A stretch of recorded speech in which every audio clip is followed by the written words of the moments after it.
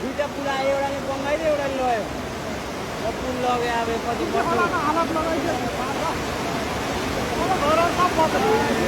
वर्ष